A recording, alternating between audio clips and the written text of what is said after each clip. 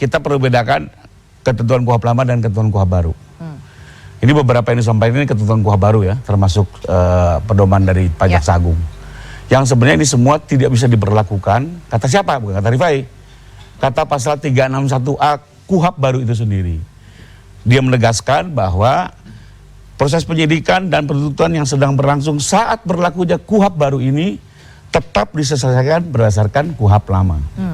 Ya, karena itu Bang Sanghaji ambigu nih, dua undang-undangnya ditunjukkan ya, karena beliau juga tahu bahwa seharusnya dikajinya berdasarkan KUHP lama. Nah, kalau bicara KUHP lama, betul peraturannya betul di pasal 138, 139 apa yang disampaikan.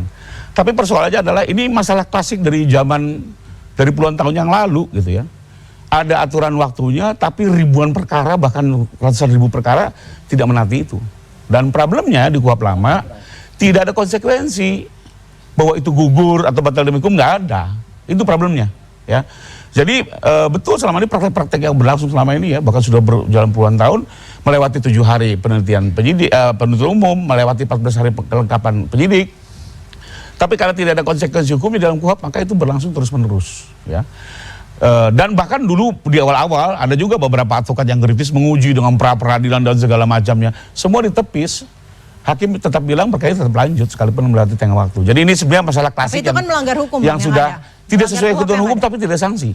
Itu problemnya memang. Tidak semua ketentuan KUHP itu memiliki sanksi, hanya sekedar guidelines, tata waktu, timeline. Itu jadi problem. Nah, tapi di KUHP yang baru sekarang lebih bagus lagi. Jadi ini masalah klasik dan menurut saya nggak ada dampak di perkara ini. Tapi untuk di KUHP baru itu bagus. Sekarang ada 2 kesempatan dia untuk bolak-balik. Ya, meneliti 7 hari, dikembalikan 14 hari, dikembalikan lagi 7 hari, kembalikan 14 hari. Kalau masih tidak diterima, nah ini menarik kalau di KUHP baru nih. Maka harus dilakukan gelar perkara. Gelar perkara ini ada 2 konsekuensi.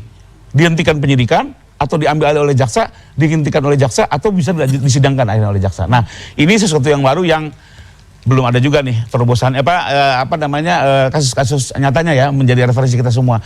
Sekalipun kami semua sebagai praktisi hukum sangat berharap dengan KUHP baru di ke depan persoalan bulak-balik P19 kayak Metro Mini ini bisa selesai lah. Tapi menurut Bang Rifai bahwa KUHP baru ini tidak bisa digunakan dalam kasus menurut saya, Pak.